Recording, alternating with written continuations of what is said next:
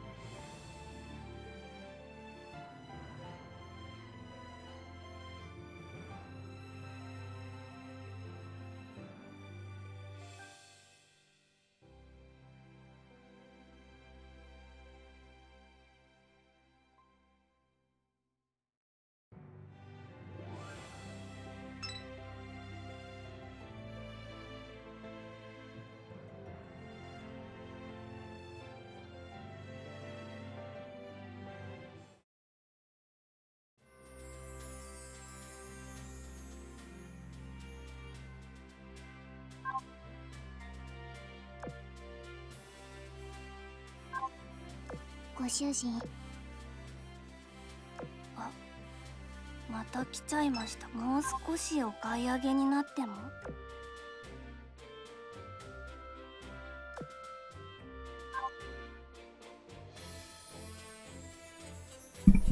Today's everybody.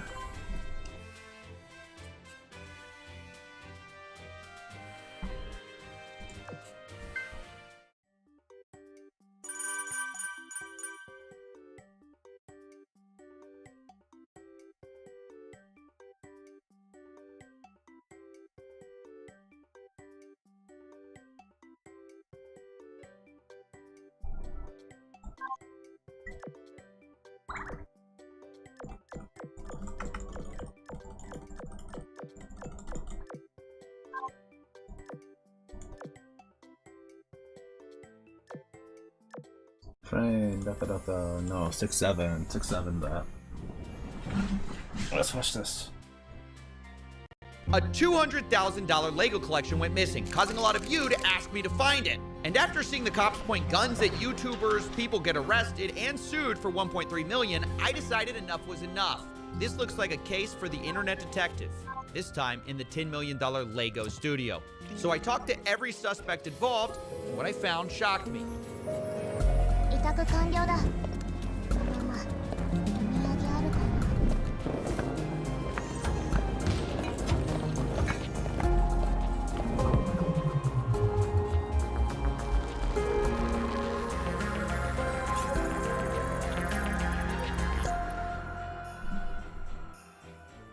Okay, before we can find these missing Legos, let's give some background. A massive Star Wars collection was put on consignment at a Lego store called Bricks and Minifigs in Salem, Oregon. Consignment just means the owner, Brian Mansell, gave it to a store to sell, and he was supposed to get a cut when it sold. The entire time, he maintained ownership of the collection, and a social media post estimated it to be worth about $200,000. But then, on November 14th, 2024, everything went wrong. This was the night that Crystal and Ben Gorman, the prior franchise owners of the Salem store, got kicked out by this guy. That is Brandon Best. He and his partner, Josh Johnson, ran a sister store in Eugene, Oregon. And Brandon drove up that night to kick the Gormans out. Brandon and Josh would be taking over the franchise in Salem. And this is the exact moment the Legos go missing. As that store is getting handed over, the question is Brian's collection in it? Here's what the official Bricks and Minifigs press release reads. Quote, after taking over the store, we discovered a small number of sets valued between $2,000 to $5,000 that could be possibly related to Mr. Mansell's collection. But there's a problem here. There should be over 10 times that amount in this store, given their internal records and what we know the estimated value of this collection was. So if corporate's saying there was only $2,000 to $5,000 in the store, something happened to these Legos. But what? In order to solve this case, let's think about the suspects. First, who was there that night of the handover? It's only 3 people. Crystal and Ben Gorman, the former franchise owners, and Brandon Best, one of the new owners. These are our 3 biggest suspects, but they aren't the only ones. I want to address a few other suspects at the very start here. First of all, maybe this is just all the result of, plain old thieves breaking in. What about that possibility? Hi, I am Chris. I was the previous franchise owner who signed the collection agreement with Brian Mansell. And I'm Benjamin Gorman. I am the silent partner who's really bad at being silent. We did have a couple of break-ins at the store. None of Brian's collections were in the police report or stolen during those. Okay, so the Gormans say emphatically it wasn't thieves, but if that's the case, what about the guy who was arrested? I mentioned at the beginning of this video, Reckless Ben. This is the YouTuber who started it all. With a documentary, I tracked down the thief who stole $200,000 of Lego. Maybe it's the perfect crime. Make a video tracking yourself. Now, for our theory, it's worth noting Ben is currently facing a RICO lawsuit by Bricks and Minifigs. He was even targeted with a search warrant for stolen Legos. Included in the warrant are Legos. The owner reported overhearing conversations about possible stolen Legos. And on top of that, Reckless Ben was even accused of stealing the Legos by the current franchise owner. I stole the Legos? What do you think of the theory that it was Reckless Ben? He stole the Legos. It's absurd. We didn't even know Reckless Ben. He Yeah. had no interaction, no relation to us, no relation to the store. That doesn't hold any water. Okay, I'm gonna be honest. Apologies to the genius cops in Utah who play different. We play differently here. But I don't believe that Reckless Ben stole the Lego, mostly because he couldn't. He just wasn't there that night, and I don't even think he knew about these Legos. But who does Ben suspect is holding the Legos since he did this whole documentary series? The guy who runs the entire company, Ammon McNeff, he personally came out to talk to us. So what's going on? So you guys are holding some of our Legos? No, we're not. You're not? No. Is that a lie? No. That's a lie. You did take the Legos. No. So we have, our attorneys have visited, like, again, so who's like... Brian Mansell. Okay, and who's that? He's a guy who had he had like $200,000 worth of Legos in your guys' store. Nope. Never happened. My name is Ammon McNeff. I am the CEO of the Bricks and Minifigs brand. So my name's Matt McNeff. I'm the COO of Bricks and Minifigs. The people you just saw are the McNeff brothers. They agreed to speak with me to try to clear their name. I asked them, do they have the Legos? What I can tell you is that we don't have it. We've never had access to it. It seems to kind of go missing. Parts of it seem to go missing on November 14th. Well, and I guess no, not at all. I'm gonna say, you know, like that is not accurate at all. Because so you think that the collection was in the store at the time or elsewhere? Elsewhere. When you look at Mansell's own words that he reiterated to a podcast last year, he explicitly stated to another podcaster, the sets were moved off-site for security. The collection will not be stored on site after hours for security reasons, and after Sunday, the sets will be available for purchase but stored elsewhere. Now, one thing that's been a big subject of the Bricks and Minifigs kind of story is, hey, there are these off-site locations. Can you address what that is? Is that true?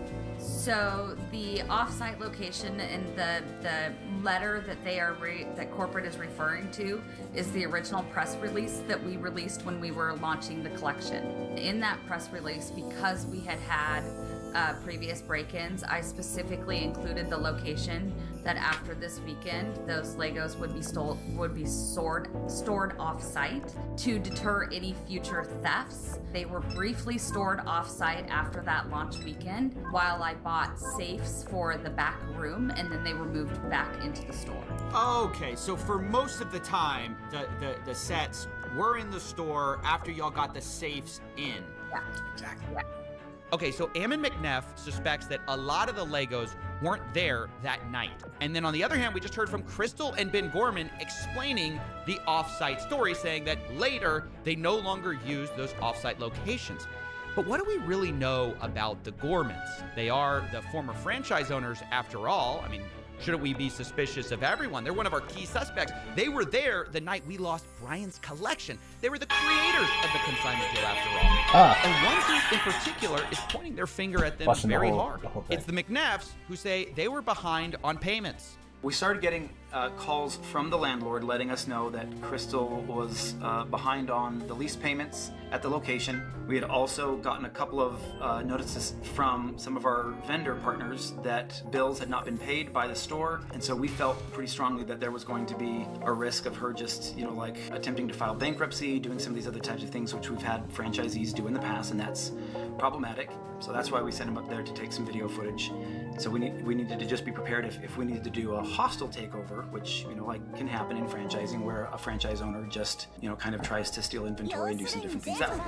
Okay, so Bricks and Minifig's story is that they were worried about the Gormans skipping town, so they sent Brandon Beth as a secret shopper on October 24, 2024. This is weeks before the takeover. Brandon takes a video of the store condition in preparation for this handover, but at this point, Brandon does not announce himself to Crystal Gorman. Later, though, on November 14th, once again, the same concern about the Gorman stealing or theft was expressed by the McNeffs. Brandon was trying to make sure that they weren't taking things from the store, and so he was kind of trying to make sure that he wasn't putting things, you know, like hiding things in the back, and that he, like, and while he was watching that, trying to make sure Ben wasn't grabbing stuff from the store and moving it or doing anything along those lines, because he just got a weird feeling about the whole transition.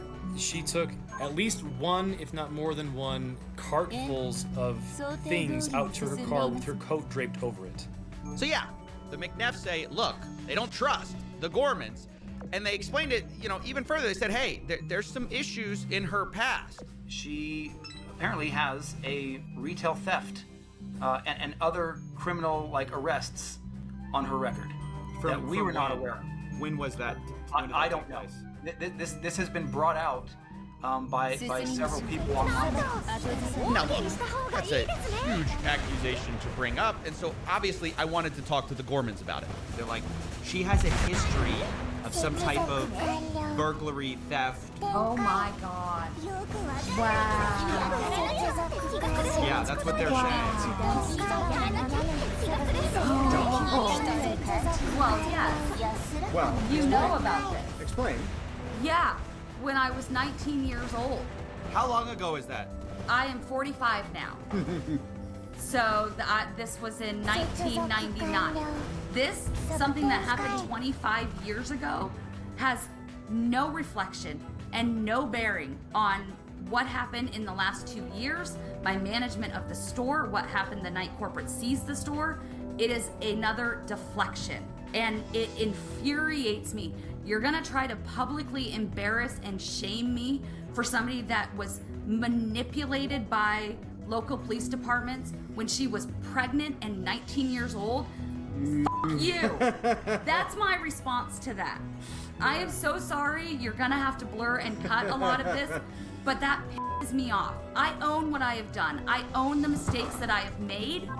You cannot intimidate and bully me into backing down when I know that legally and morally I am in the right and I have the evidence to back it up. Wow, this is getting kind of nasty and personal at this point, and I just wanted to give people kind of their side. But at every turn, I hope you understand, I'm getting contradictory stories, down to if the McNeffs knew about her history in the first place. Like, they're bringing up something that I told them about. Wait, you told them? Told them. They asked me. They said they had no idea. They said if we knew, we would have never hired her. We would not have hired her had we known this. I told them I had a record from when I was 18. There was a family issue that, and didn't go into all of the details, but they were like, that's so long ago, we're gonna hire you based on who you are now. Okay, I'm just gonna leave it there. You guys can make up your own mind. My point is, one side says up, the other says down, and it gets to the point both sides start hinting that they have photographic proof from the night of November 14th that proves the other side is lying. And so I'm like, look, at this point, let's stop talking. Show me the Legos. Where I was told we are 100% have possession of photos that prove that the Gormans are lying. And then you guys are telling me we 100% have possession of photos that prove this side's lying. Who's gonna drop the photos first? I mean, I feel like someone just has to, somebody's right here. And after a lot of convincing, both sides agreed to show me the photos, corporate and the Gormans. In fact, I scheduled the calls to do this an hour apart from each other. But let's remember their positions for a second. The Gormans say whatever was left unsold of Brian's collection that was in that store spreadsheet was in Salem store the night of November 14th. Then you have corporate side. They say whatever was left that night was maybe $2,000 to $5,000 of Legos. The rest was either stolen by thieves, the Gormans, or held off site. It was not in that store. And on both sides, there's a lot to lose here, right? You've got the Gormans, who basically have been insinuated to have been stealing. And for Josh and Brandon too, the new franchise owners, there's a lot on the line. I reached out to Josh and he told me, I think her pictures would only show a few sets and minifigs. I replied, so if I can prove that the Lego sets were in the store, that will prove Brandon was lying?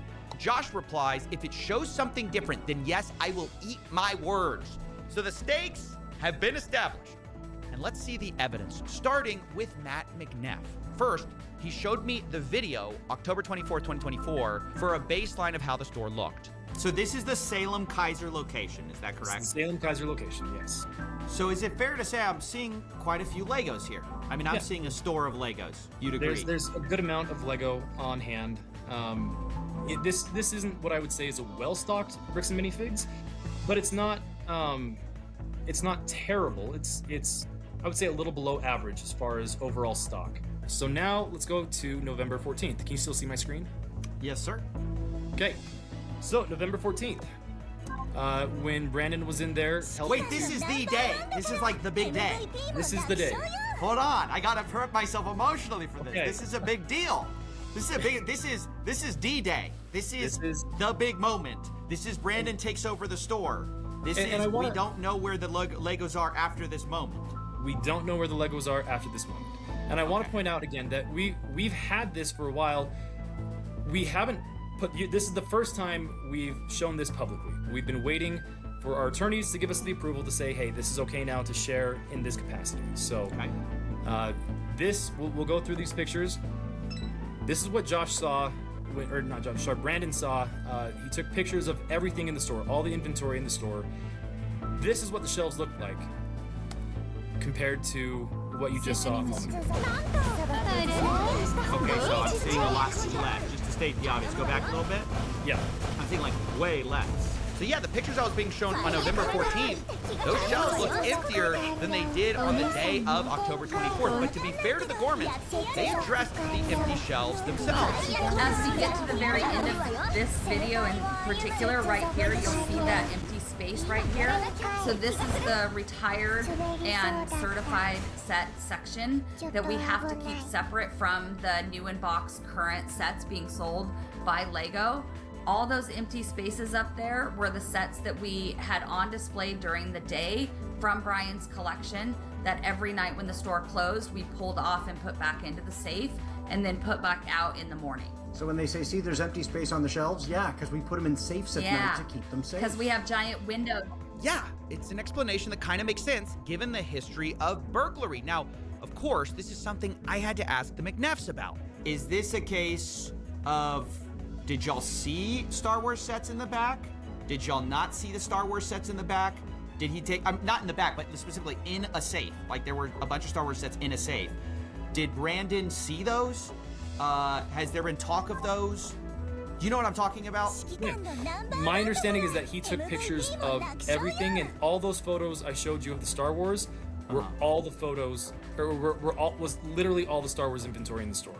Yeah, the McNeffs say all of the photos should be with Brandon of all the Star Wars items. And to be fair to them, they showed me a lot more pictures and even showed me a spreadsheet of all the Star Wars sets in the store the night Brandon took it over. And it valued to about like $5,000 to $10,000 or so.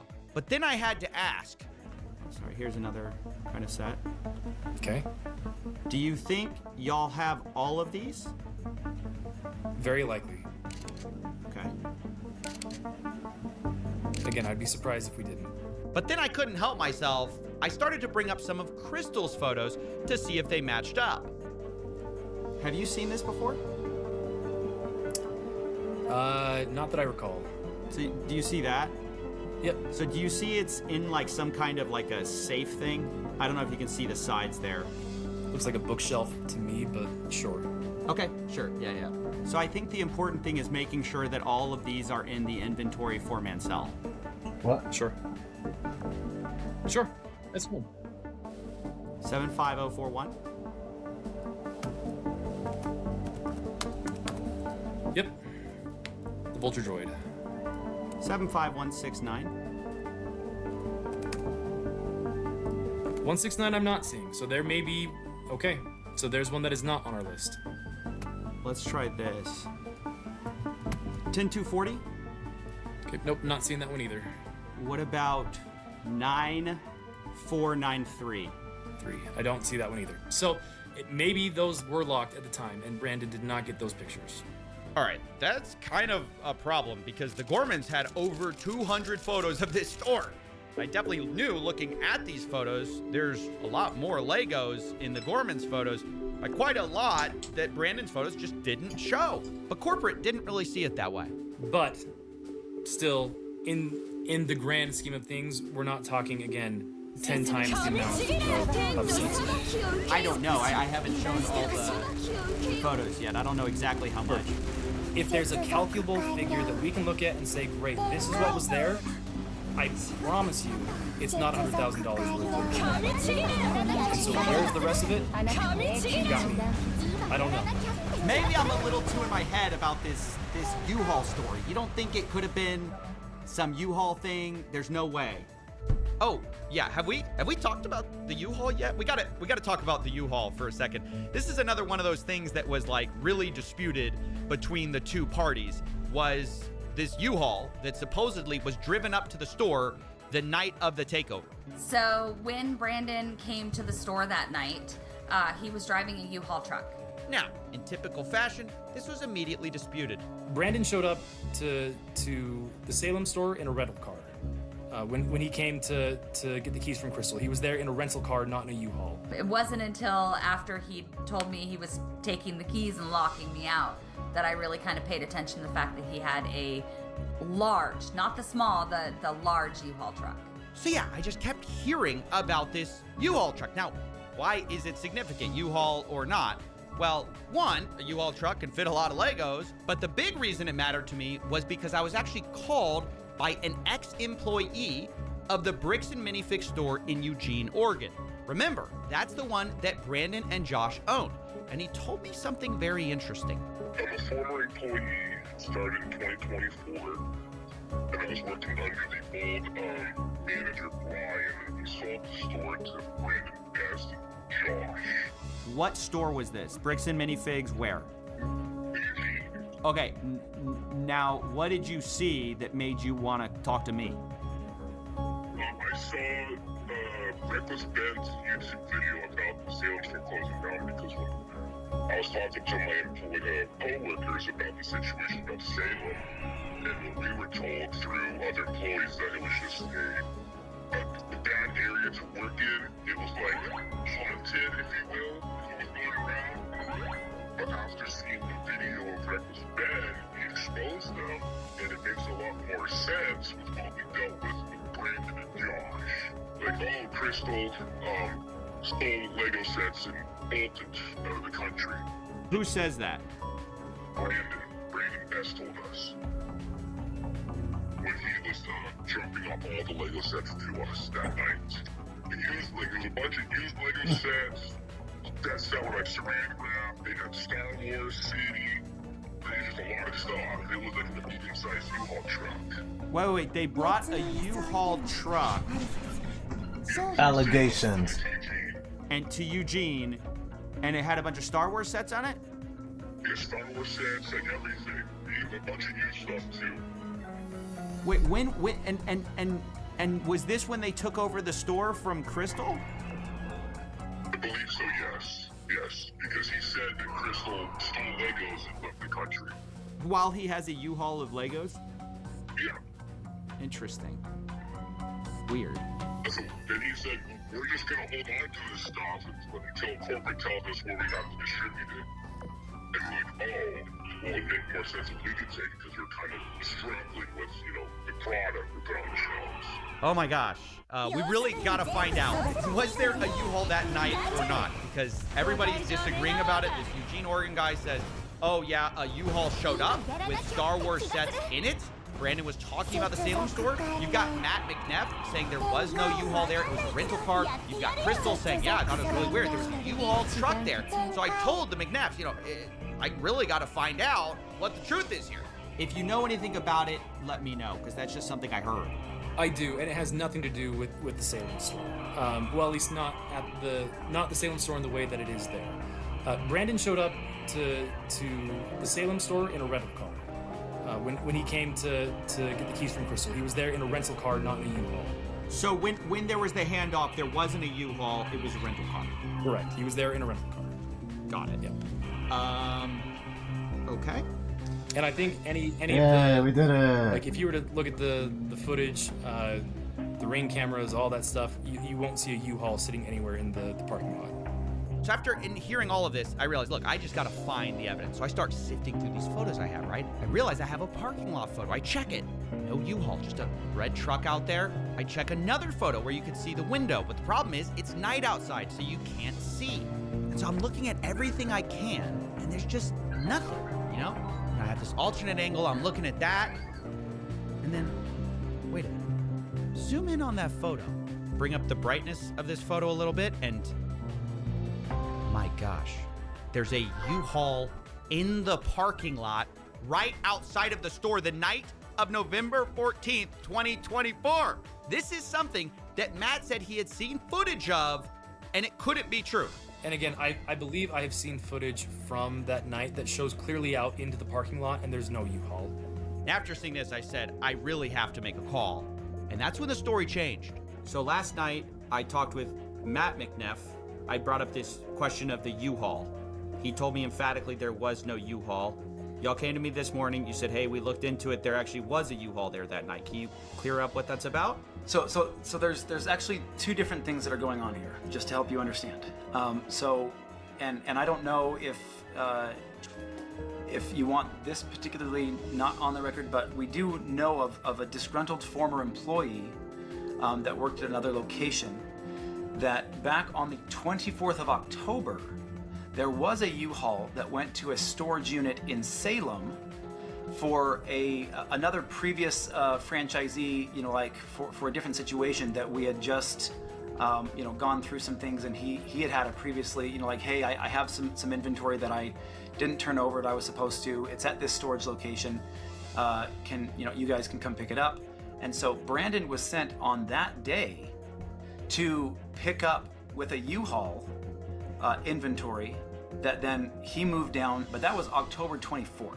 So when we're talking about this ex-employee, you're saying they are conflating the October 24th event of the U-Haul coming up to Eugene with Legos with some time after November 14th, after the store takeover. Is that correct? Am I understanding that? Yes. So this is now kind of a strange story. Corporate is saying there was a U-Haul at the Eugene store dropping off Lego, but that was from a different night, different collection. The CEO says Brandon showed up to Salem on October 24th for his secret shopper job with Crystal, and separately, he also was getting a different collection of Legos that also included Star Wars, and that's what he brought to the Eugene store, and the former employee is remembering. Then, weeks later, on November 14th, Brandon supposedly shows up again with a U-Haul, but the reason isn't for hauling Legos. Brandon flew in to Eugene that night. At midnight. So flew from Utah on the 13th, but landed in Oregon on like midnight of the 14th. Went and got a rental truck, and then went and stayed at a trailer that had previously been moved up there in anticipation, meaning like a camper trailer, in anticipation of the potential hostile takeover previously. Is that why he had a U-Haul? Is that the reason he had a U-Haul, was for this camper, or what's going on with the? Yes. So then what happens is he takes his rental vehicle truck, and he tries to connect the trailer, the camping trailer, to that truck, and it's not rated for that particular weight, and he realized, oh crap. He called around and found that U-Haul had a rating for one of their box trucks, and so he grabbed that, went and got it at 10 a.m. on the 14th, and so he then went and hooked that trailer up to the camping trailer to a U-Haul, drove that trailer down to another location where he could set up the camping trailer in Salem, dropped off the camper trailer, and then he arrived in a U-Haul to the Salem store, and then went in, said hi to Crystal, and then as she was leaving, the door shuts, and so he locks it, calls the locksmith, takes him a while to finish up the changing of the locks. Brandon at this point is pretty exhausted, so and he has an hour drive back to Eugene to drop off the rental truck.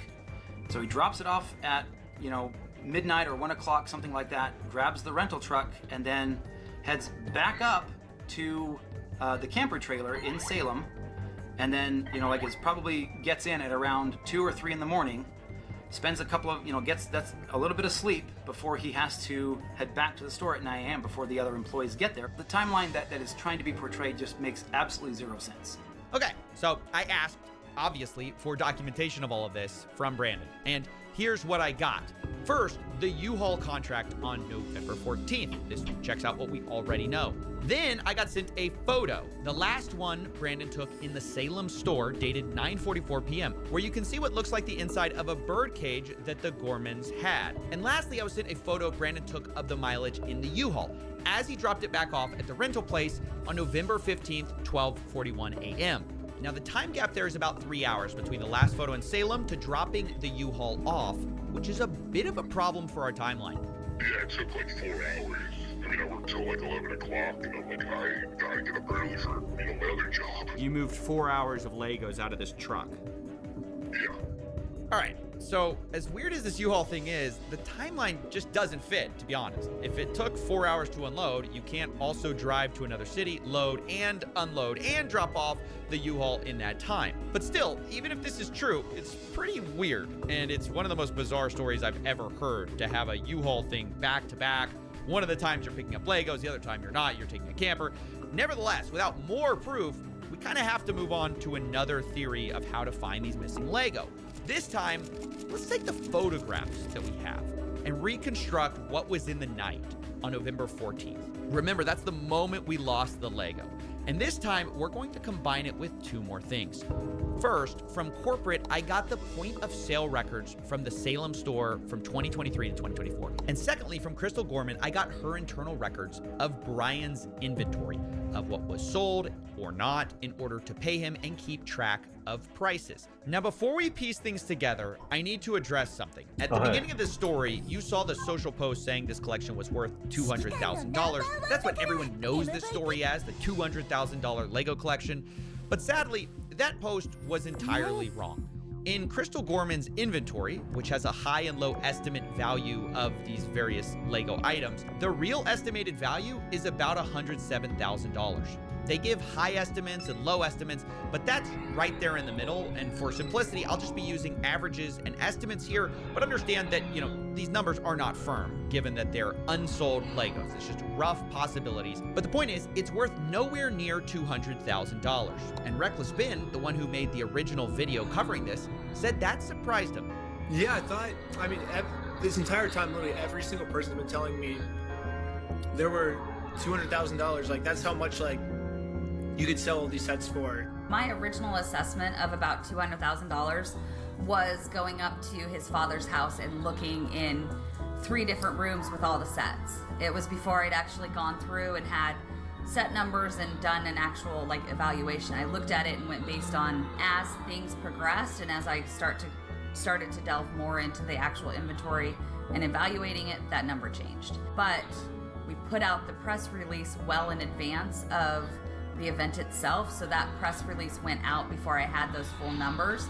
So we went, this is a nice even number that will grab attention and bring people into the store, so we went with that. And still, to believe that is accurate at the high end. It was one of those things where when she was looking through and going, well, it says this and it says this, you don't think even at the high end? You haven't actually seen the spreadsheet. No, I haven't. You might want to cut that part out because he hasn't actually seen the inventory sheet. The spreadsheet says about from between 85,000 to 120 something thousand. In the midpoint about 107 or something like that of what was inventory. Does that sound right to you? Yeah. Yeah, so this has been a really big point of misinformation to clear up, because if we're ever going to find the missing Lego, we need to start with the right number, the right value. It's about $107,000. Now, between 2023 and 2024, the Gormans record sales of about $24,000 of Brian's collection in their inventory tracking list. And of those sales, Brian was entitled to about 65 to 70% of it. He was paid $17,000, which roughly tracks with that. Which means on November 14th, the big night, the remaining amount of Brian's collection that should have been in there is about $82,000. Now, it doesn't take a genius to realize this is a very different number than corporate provided, who found only $2,000 to $5,000 of it linked to Brian. And later they said they only found $13,000 to $15,000 in total Lego Star Wars. So you're talking maybe $11,000 to $15,000 total Star Wars, and that's all Star Wars inventory in the whole store. So that's corporate side of the story, but I didn't want to take their word for it. So I went through Crystal's photos myself, which she shared with me, and hired people to go through and hand tag the Star Wars Legos that were in these photos. We looked through over 200 plus photos, multiple videos, and matched what we saw with Brian's collection. In the end, I ended up with about $21,000 of Legos matching Brian's collection that can be proven to be in the store on the night of November 14th. Now, to state the obvious, that's about 3 to 5 times what corporate estimated, at least on their press release. Now, yes, there are inherent errors in these estimates. Maybe we picked up some Lego that matched Brian's collection, but wasn't Brian's. But even though this is a bigger number than corporate said, I have to admit, even with pretty generous assumptions being made, there's still a huge gap of about $61,000 here that I just couldn't find. But then I learned Brian had made a special side deal with M&R Productions, who had recently purchased some Legos from him. And this is where it starts to get messy. So these are the pictures that M&R Productions sent me, looking at the Lego that Brian sold him. This was stuff reportedly in storage, and it's interesting because of an early inventory list, which had a column called location that Crystal used. And it listed a lot of the Star Wars items as being located in what they called storage. Now, previously I was told that all of the stuff in storage was put back in the store, but there's a bunch that's on this list that I can't find in the store that seem to appear in these pictures. Now, I've been assured, by the way, that most of these Legos were not part of the inventory spreadsheet. They were never given to Bricks and Minifigs. This is a separate part of the collection, but I did a check, and 100% of the items that match the Brian collection inventory just so happen to be listed with a location of storage. So this starts to make things incredibly fuzzy, and I'm inclined to believe that a lot of these are part of that same inventory list. Now, if we take that value of the side deal, that's about $10,000 to $20,000 that's not actually missing. Now, it was at this point I started looking more at the point of sales records. I realized maybe we could find some of this missing Lego there too. So this is from the Salem internal store records. Like, I guess this is what is entered when someone does a sale, and it's everything from September 2023 to November 2024 of Star Wars anything. And by the way, before we continue, yes, this was all a lot of work. If you want to, please support us on Patreon. That's how this show gets made. But anyways, according to those records, about $51,000 in sales went through during this time period in a way that matched Brian Mansell's collection. Now, that really worried me because Crystal's inventory list showed only $24,000 in sales for Brian, and Brian was only paid for that amount. But suddenly, I remembered back to a time when I spoke to Crystal, and I asked how much was sold prior to the takeover. Which is something similar from what you told me, Crystal. Yeah. You told me, hey, it was about 50-something thousand. Yeah. But Brian was only paid $17,000. Okay. And it should have been about double that. And I'm just trying to make sense of that, given that everyone's accusing each other of theft right now. You understand? I mean, without seeing any of those records, without seeing those individual tickets, I can't answer that any better. Okay, this is kind of a problem. The math ain't math in here. 65 to 70% of 50,000 is almost double what we believe Brian was paid. And digging into the details, it turns out a lot of these sales come from what Crystal's spreadsheet actually categorizes as layaways, meaning they were marked as having been sold, but layaways are when someone puts a down payment on an item and later pays it off. But the problem was there were a lot of these, worth about $20,000 in layaway, and that felt a little strange to me. And because of that, I asked Josh Johnson, the incoming owner, and he responded, quote, "There were 2 to 3 items on layaway when they took over." So on the list of that, on the inventory list, do you know about how many layaways I haven't gone through and done a count, but I know it was vastly more than 2 to 3. It was about 98. That makes sense. So there were about $15,000 to $25,000 worth of sets on layaway. Okay. That's just the part that's surprising. That's the part that I can't get my head around. I go, how could, let me just be really honest. I don't believe there was that much layaway. I don't know. I don't know how that's possible. How could there be that much layaway? I don't know. It's like I don't believe, because I was talking to some people about Bricks and Minifigs. They go, yeah, there's some layaway. There's not that much layaway. I talked to people who were neutral, kind of on corporate side, but also people who were just normal Bricks and Minifigs people. They say there's not that much layaway. Help me understand why there's $20,000 worth of layaway here. Oh yeah, that's absolutely, if you talk to other Bricks and Minifigs locations, layaway is extremely rare. I think outside of the Brian's collection, I don't. Okay, good. I'm not crazy here. So then why was there so much layaway there? No, absolutely not. Outside of Brian's collection, I think at the time we maybe had 2 used sets on layaway outside of his collection. It was not a common thing traditionally. I don't know that we'd ever done layaway before the collection came in. With Brian's collection, it was a little bit different because so much of this collection were new in box, all in one place, reasonably priced, and a lot of the harder to find items. And so customers would come in and put, I'm gonna guess, probably half of those layaway items were not going to be sold to the person who took them on layaway. Because we had several that would put them on layaway and then change their mind. So this was something like, you know, somebody would come in and want 10 different sets, but only be able to buy one. Can I put the rest of those on layaway so you don't sell them? I'll pay $10 to put these sets on layaway. Traditionally with layaway, we would ask for 10% down. They'd have 30 days to make their next payment, or we'd refund the layaway amount and then put it back on the shelf. Because this collection was the collection it was, and I wanted to give these people the opportunity to, to get these sets, we were a lot more generous with how long and the amount of payments that people could make towards the layaway. So a lot of these, we had several of them. I think one of the Ewok villages, we put on layaway 4 different times, and then it came off of layaway and back on layaway and then off and then sold. So a lot of these would have gone on and off of layaway and then back out on the shelf, just depending on the person who was putting it on layaway. That was completely unique to this collection. So look, I'll be honest, I don't trust Josh Johnson, but something is weird here. So a lot of these are, see, like look at this, like so like it says POS final sale price, but it's listed as a layaway, but it's sold for $5.99.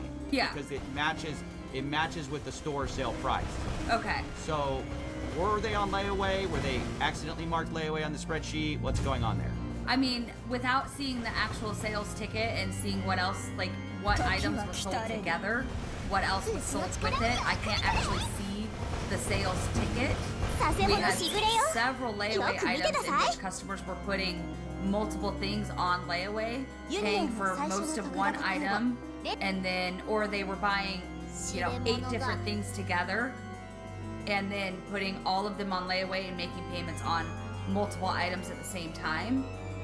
Our Ewok village was one of those cases. At some point he had, I think, like 8 or 9 different items on layaway. So they'd come in and make a payment for a full payment. I've got 8 different things on layaway.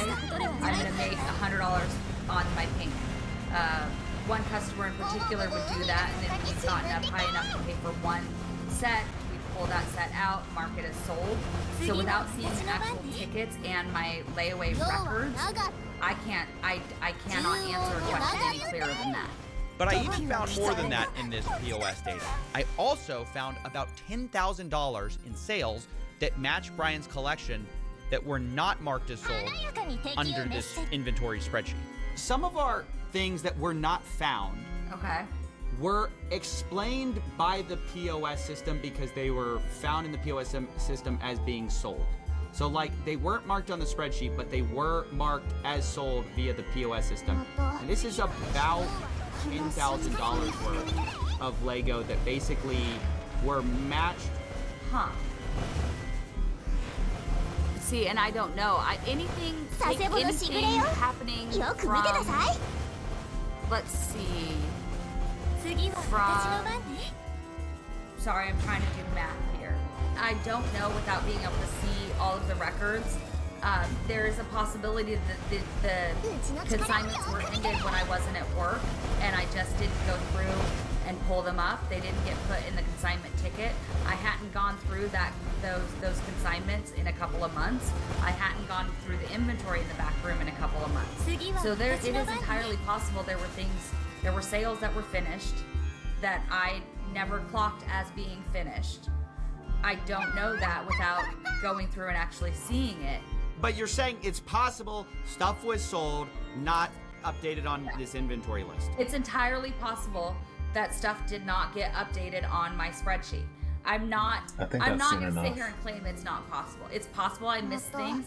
So where does this leave us? I know some people are jumping to conclusions here, but I must remind you that on the night of November 14th, 2024, Crystal Gorman was concerned about Brian getting paid or not getting paid. He has not been paid his percentage yet, and if I don't have the tickets, I won't know how much I need to pay.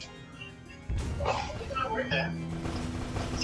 So Crystal ultimately, that's a business thing and not necessarily you are grabbing. Okay, because taking on the business, he takes on all that consignment. So obviously, one could see that and say she was intending to reconcile with Brian. Maybe she hadn't gotten around to it. And of course, corporate will probably take a more cynical view of what she's doing by printing these receipts. But the point is, regardless of whose side you're on, we can all agree, there's a lot of weird stuff here on all sides. Abnormal stuff.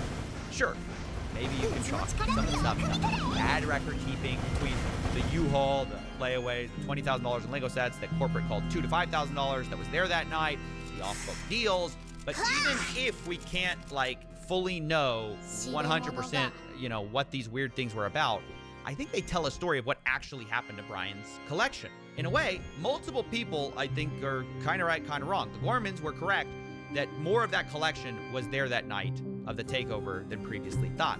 But corporate also alleged that some of it was offsite, and that appears to be partly true, although some of that is disputed, and it looks like, you know, way more of the collection was sold and layaway than Brian was paid for. But all in all, there's a lot less missing than many people think, especially if your starting number is $200,000.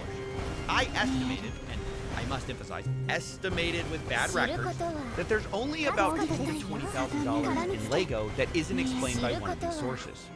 This isn't to say Brian's been fully compensated. Much of this, Brian wasn't paid for that I know of. So I estimate he's still out about $50,000 to $83,000 for Lego he wasn't compensated for. And I think honestly that's something that Bricks and Minifigs obviously should handle and make right. Regardless of what a franchisee does, the new one, the old one, the company behind it must stand behind their product, their service, and I can't imagine a better example of a company doing the opposite. Unfortunately, Bricks and Minifigs has chosen to deflect and dodge responsibility at most opportunities and created a really awful customer experience that has snowballed into this crazy series of events. But instead of taking accountability for that, they've taken an aggressive legal strategy, which I told them personally was a horrible idea. As of writing this, Brian Mansell is being sued for $1.3 million as part of a legal campaign against him and Reckless Ben and any of the associates. Remember, Brian is the same guy who lost all these Legos at Bricks and Minifigs store.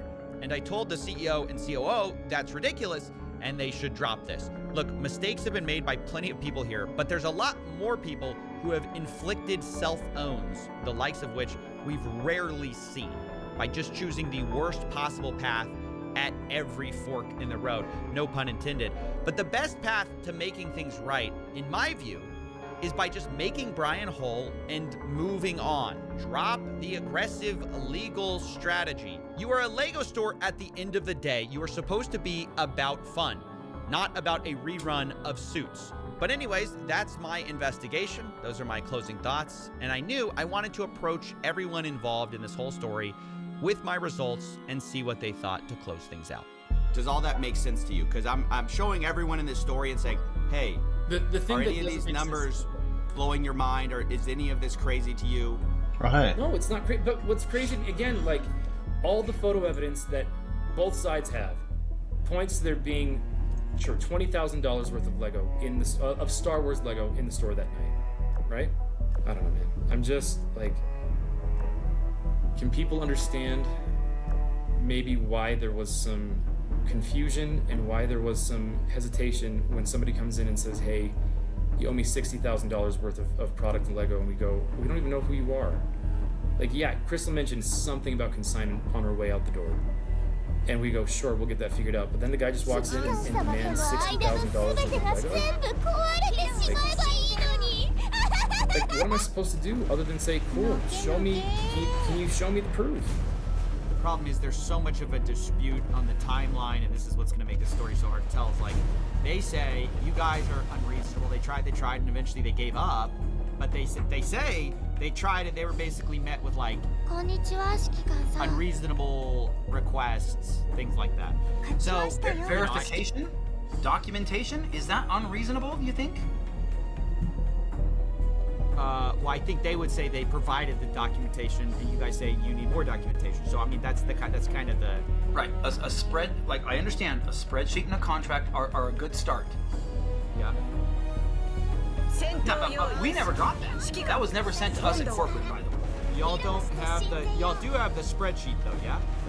That was shared online, but months after we asked for it. It says it's. I'm so confused. It says I'm on the file right now. It says storage used, owned by BAM Franchising Inc. Owner Salem.or bricksandminifigs.com. What are you looking at? It says owner Salem.or at bricksandminifigs.com. That's you guys. It says owned by BAM Franchising Inc. It says created September 6, 2024. When I look at it, this is the Mansell list, I believe. So this would have been created under so we have the y'all definitely have this. Y'all have access to this. Well, I had no idea. Like, so if this is the first that anybody has shown me that a spreadsheet was created using like Bricks and Minifigs Salem, like, and all of this stuff was archived. This is the first I've seen that this spreadsheet was created by Crystal. We don't know how accurate it is, how up to date it was. We don't know a lot of those types of things, and understand. I appreciate you sharing this with us because we had no idea. Again, you don't know what you don't know. You can't, like, we don't know everything. We don't go, like, looking in every nook and cranny everywhere. Like, we just don't know some of those things. So if that's there, we can now have our team go look for that. When it comes right down to it, they're going to have to make a judgment call and say, who's telling the truth? The people who were taking all the pictures and say, and we couldn't take pictures of everything the night of, but we're being honest consistently, and the people who are saying there was $5,000 there. Really? Like, that makes no sense. We've got the evidence, and yes, there's a discrepancy. We acknowledge we did not take pictures of everything, but does that mean that the discrepancy is, oh, and therefore these missing, percentage, whatever that would be, 5%, is some magical other place? Or it was sitting there in the store and we didn't get pictures of it. If I messed up on my breakfast meeting, I will take accountability for that. It's possible if my staff didn't draw attention that consignments had left out, so I moved them to the thing. Any of that, I will take accountability to that. I am more than willing to do that. I need BAM to show me those tickets. As they promised to do. I will sit down with Brian and talk this over and figure out what we missed and where it was missed and how it was missed and make that right with him. I mean, that's new information no one's ever found out, so that's like awesome. They're gonna lose hundreds of millions of dollars because of their own wrongdoing. They're literally gonna destroy their entire company because they're this stubborn over maybe $20,000 worth of Lego. Sure, I'll be keeping you in the loop with what Nice. I'm excited. This was good work. My other final thoughts is, dude, you solved it, dude. That's awesome.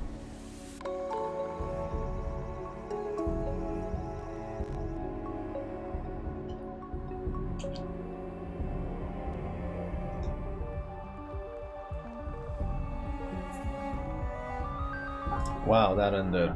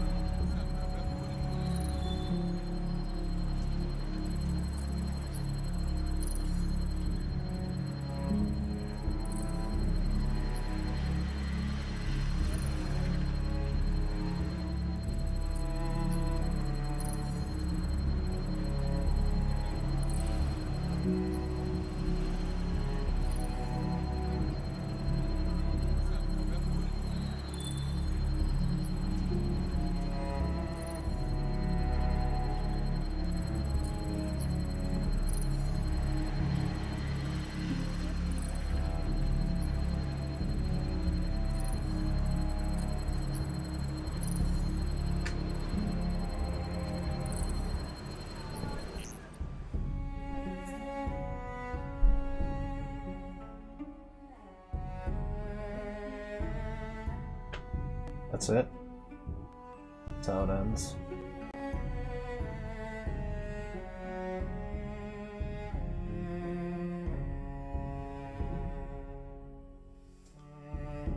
Amazon Game Studios will assume control of any potential sequel to 007 First Light, which was developed by Hitman series creator IO Interactive. Welcome to Inside Games Daily, the only gaming news show brave enough to say this series is over before it began. Oh, yeah, we have such high hopes after First Light. So much potential. Now flushed down the toilet. Maybe. I guess we're being a little cynical, but really, Amazon Game Studios does not have the best track record at this point of making and shipping games. But we should be positive, right? Yay! 20 years of 007 games, I'm certain. Yeah, Amazon crushed all our hopes and dreams for a proper James Bond video game franchise in a statement to Polygon, wherein Amazon Gaming General Manager Jeff Gaddis stated that any possible sequels to 007 First Light would be, quote, done by MGM and theoretically by Amazon Game Studios. Oh no. Yeah, this does not make me feel good. That sentence does not make me feel good. This unfortunate wrinkle, this is a big wrinkle, is happening thanks to corporate acquisitions, of course, our favorite. IO Interactive both developed and published 007 First Light through a deal they arranged before Amazon's 2022 acquisition of MGM Studios. And so now that Amazon owns the James Bond IP, seems they have other plans for it. Yeah, which I guess means not making movies ever. Damn, that's what's so annoying. When these things enter this era of massive money, suddenly everything just stops happening. Anyway, Gaddis went on to theorize that their future treatment of James Bond could span mediums. Yes, remember transmedia, it's back. Which would mean coordinated releases that would benefit from, well, again, theoretically benefit from first-party production. Yeah, Gaddis, or as I call him, Mr. Gaddies, said, we do see this continued integration of video and movies and video games where that line is becoming much more blurry. We think that's a real opportunity for us to create IP that extends or kind of expands upon TV shows and movies. So there'll be a Tomb Raider TV show on Prime Video that'll go alongside the games. There's a lot of things we have in the works on new games that'll relate to Prime Video IP. Blech. Yeah, I hate this shit. This shit makes me so angry. I hate listening to these fucking executives talk like they know what they're fucking talking about, like they can make shit. Man, it fucking, look, it could be great. It could be great. I've seen it be great, but only a couple times. Yeah, I agree. It's prime tech hubris to think that just because you have infinite money that you can whip up good creative projects out of the ether. And that's what I think we've seen out of a lot of Amazon studios, a lot of tech trying to get into games is they try to hire the big names and then they just backfill hundreds of developers, and then shockingly they're unable to ship a product after 5 years. However, I am cool if they want to put 007 into New World, if that means New World can be saved, which is a good thing Amazon Studios made. Just, I don't know, put a 007 skin. But yeah, in an eerily similar situation, the next Tomb Raider game, Tomb Raider Legacy of Atlantis, is being co-developed by longtime series developers Crystal Dynamics. All right, Amazon acquired the rights to Tomb Raider from Embracer Group in early 2023, so even if Tomb Raider Legacy of Atlantis is good and sells a ton, Amazon may want to shift that franchise to Amazon Game Studios after the game ships. Okay. Yeah, which I guess also means we'll never play another Tomb Raider game. Luckily, though, at least we got one more. Crystal Dynamics has at least one more in the oven. They're cooking up, what is it, Tomb Raider Catalyst? Which they announced at the same time as Legacy of Atlantis, which is their third remake of the original Tomb Raider game. Blah. So this one's meant to be a sequel to Tomb Raider Underworld of all the games. It gets weird. Anyway, that game was originally set for 2027, but now that Legacy of Atlantis is coming out in 27, that might get nudged back. Who knows? But at least we have 2 more Tomb Raider games on the way. That's the thing to take away. Yeah, Amazon Game Studios might not be the best steward, believe it or not, for the further adventures of Laura and James. As a publisher, Amazon struggled to find successes with games like Crucible and King of Meat, launching to no audiences and going offline weeks after. Yeah, not very good. Yeah, they just canceled a Lord of the Rings game too. As a developer, Amazon Game Studios they struggled to ship at all. The only somewhat successful game they made was 2021's New World, which was actually pretty good. Yeah, Brian played it. I enjoyed it. It was fun. And it received its last content update in late 2025. It'll go offline for good in January of 2027, and we'll say a big 07 to New World. Until that Bond skin hits, and then the player numbers going back up, revenue's going back up, rehiring everybody, throwing that big switch back to on so all the gas generators fire up and the game's back to life, baby. Again, we can hope, all right? There's too much cynicism out there, right? Yeah. James Bond in the tuxedo in a medieval setting on an island will just be perfect. It'll just turn into Fortnite. Mud-covered dudes in metal Spaniard hats being like, who's this guy? Yeah, in terms of the like context of this story, this stings a little more. There's like a narrative here for longtime fans of IO Interactive, like I think a lot of us are, who hoped that First Light would kick off a whole new Bond franchise that would stay at the studio that kicked it off, and would be able to see this grand narrative vision. But instead, I guess they're getting the Martin Campbell treatment. Dude comes in, he saves Bond with GoldenEye and then with Casino Royale, and then immediately onto a new director who tanks it into the ocean as fast as possible. IO Interactive shared on Instagram that 007 First Light hit 1.5 million sales in the first 24 hours. This game deserves it, let me tell you. Alenia Analytics predicted 2.2 million sales and $150 million in revenue as of yesterday. That's great for this 007 First Light video game. So let's never make another one again. あら、指揮官はもしかして覗いてたの？どうしようも。終わり。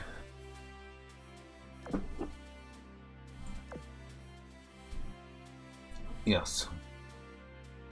指揮官の鼓動が速くなってる。血圧が上がってるの。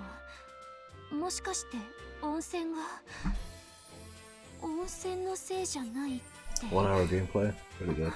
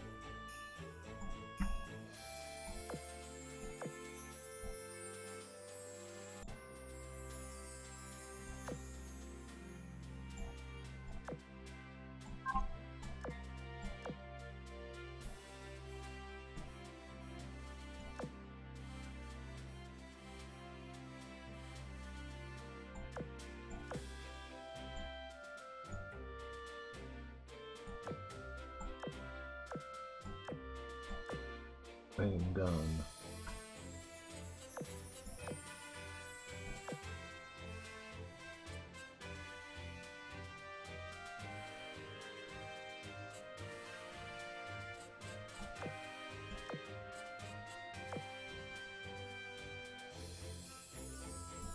Not better.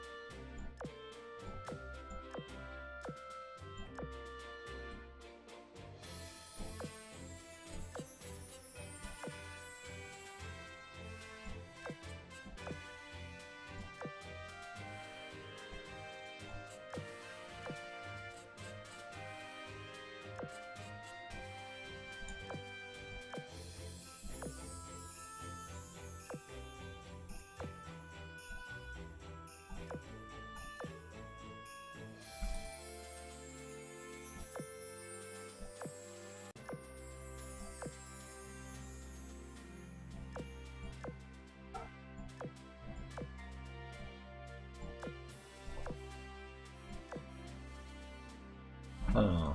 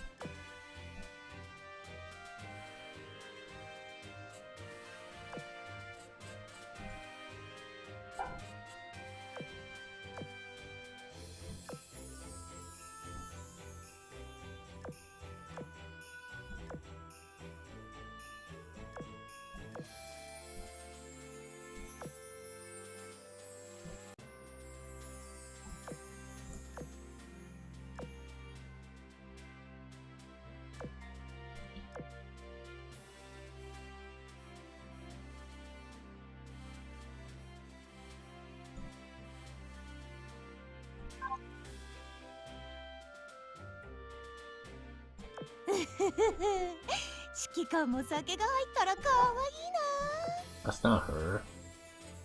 What the heck?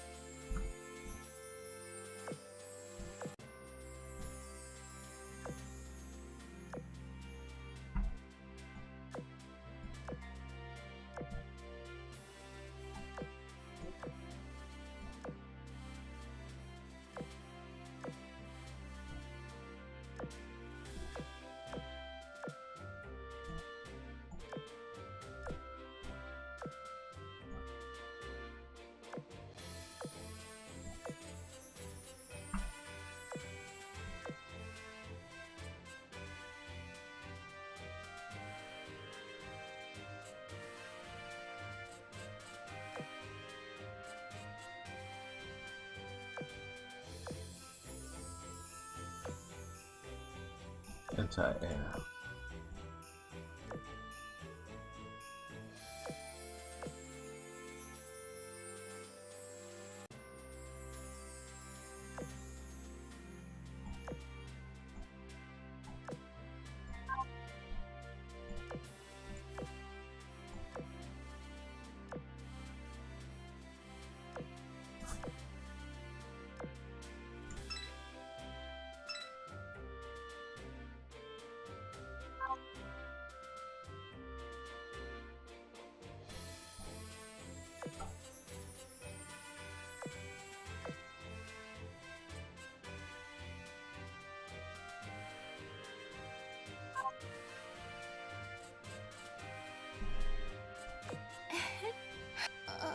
鶴瓶川井桁を立ち天田潜水艦タヌザム指揮官熊野と遊んで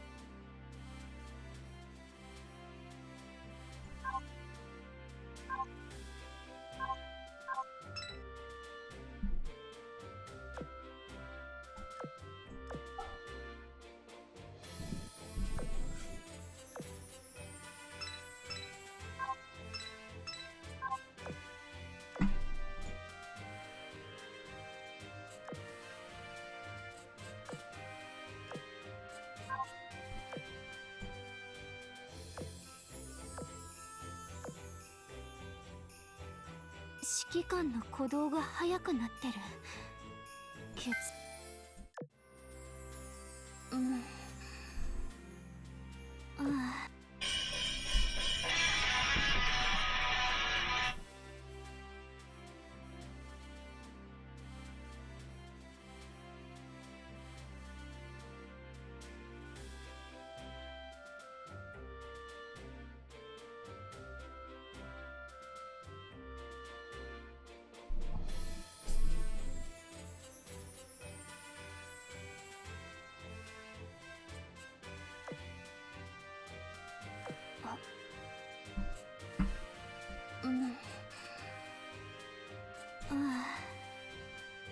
指揮官に癒されたわ。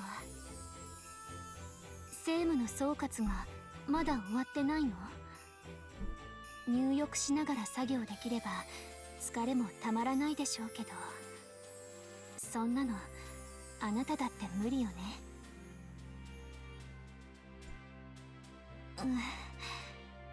ずっと同じ姿勢だったせいで足がつっちゃって。指揮官、そろそろ一度出ないと。Yes, I'll carry you. 私を抱えて出して。政務の総括がまだ終わってないの？入浴しながら作業できれば疲れもたまらないでしょうけど、そんなのあなただって無理よね。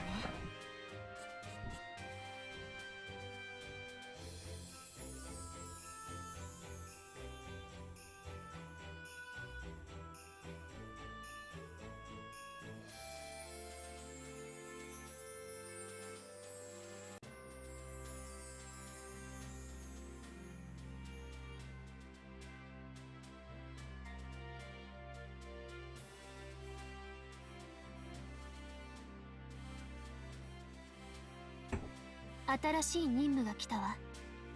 早く片付けないと。私もいるから安心して。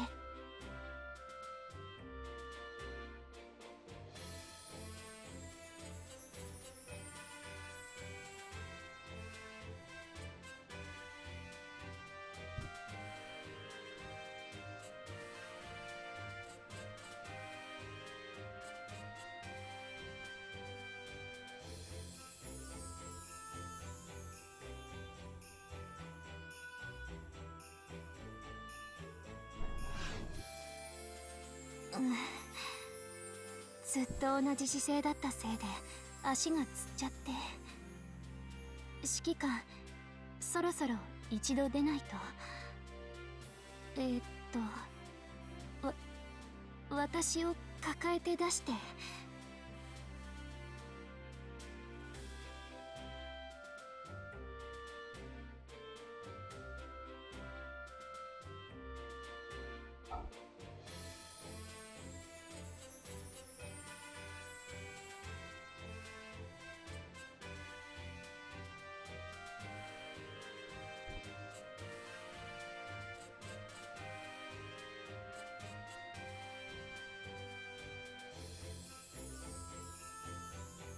新しい任務が来たわ。早く片付けないと。私もいるから安心して。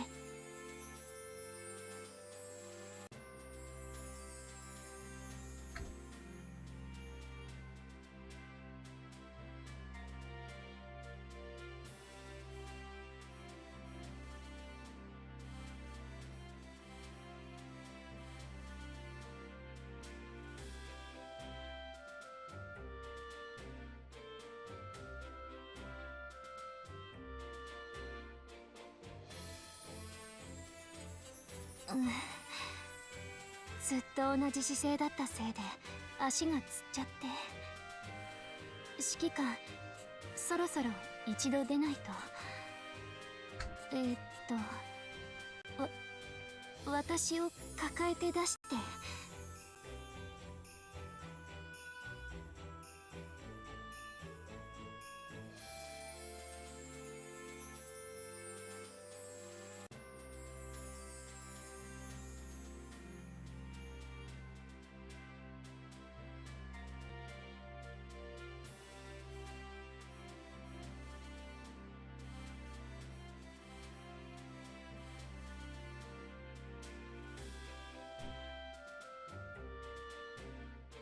新しい任務が来たわ。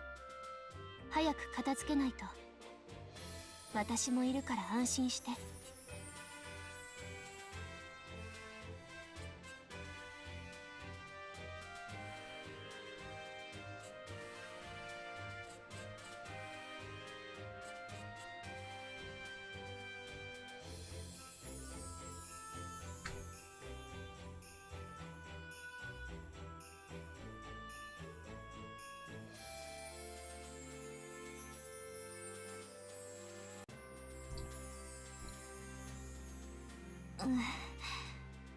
ずっと同じ姿勢だったせいで足がつっちゃって。指揮官、そろそろ一度出ないと。私を抱えて出して。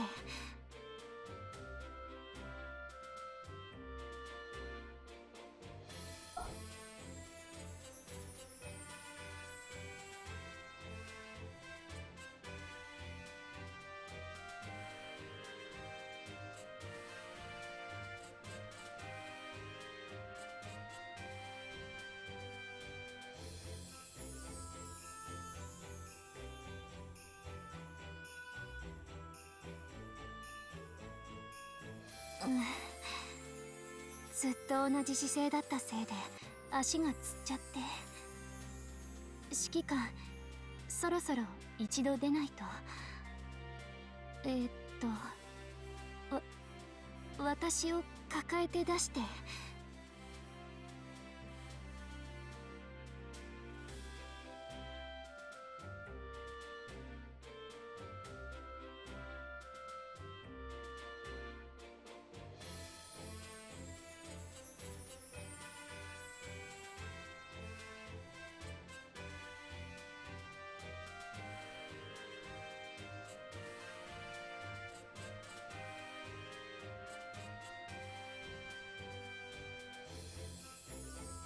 新しい任務が来たわ。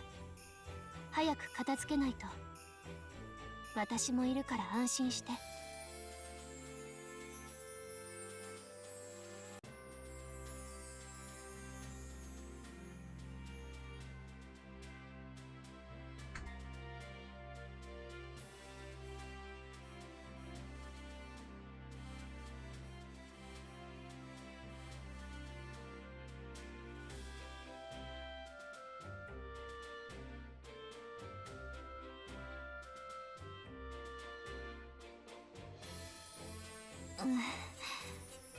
ずっと同じ姿勢だったせいで足がつっちゃって。指揮官、そろそろ一度出ないと。私を抱えて出して。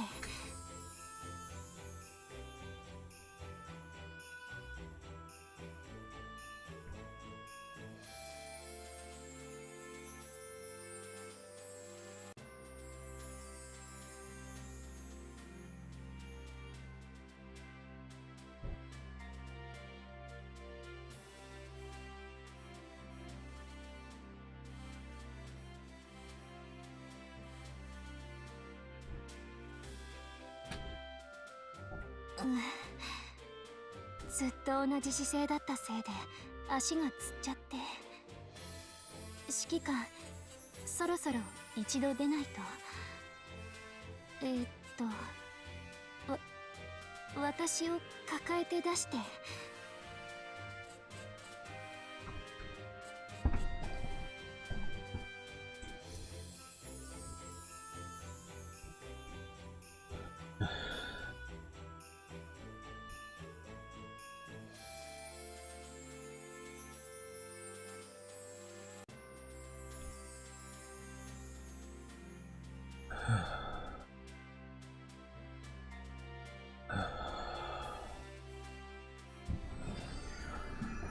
政務の総括がまだ終わってないの？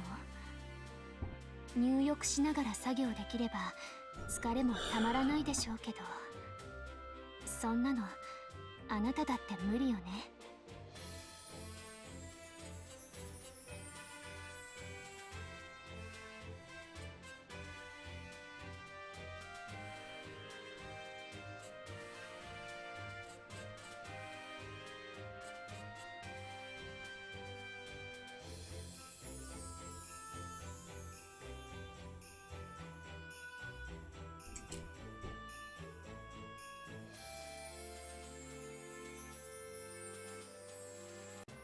政務の総括がまだ終わってないの？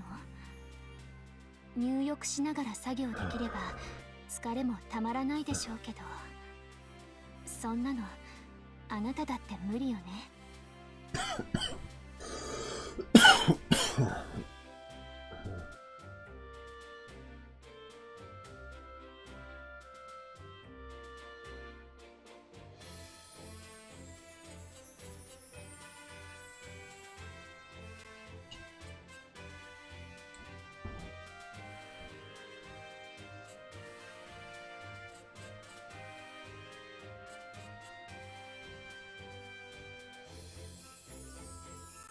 新しい任務が来たわ。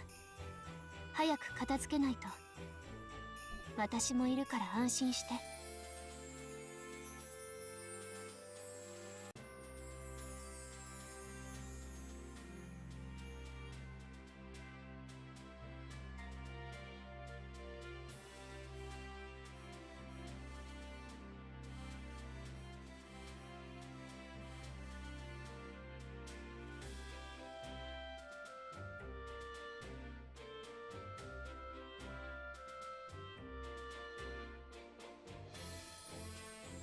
政務の総括がまだ終わってないの？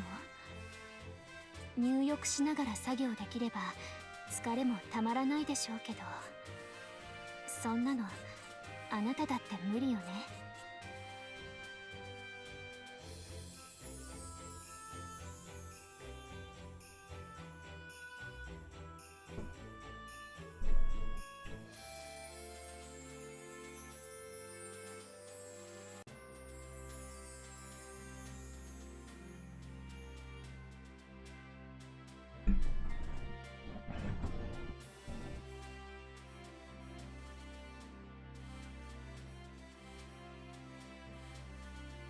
湯船の中が滑りやすいから、指揮官手を貸して。うわ。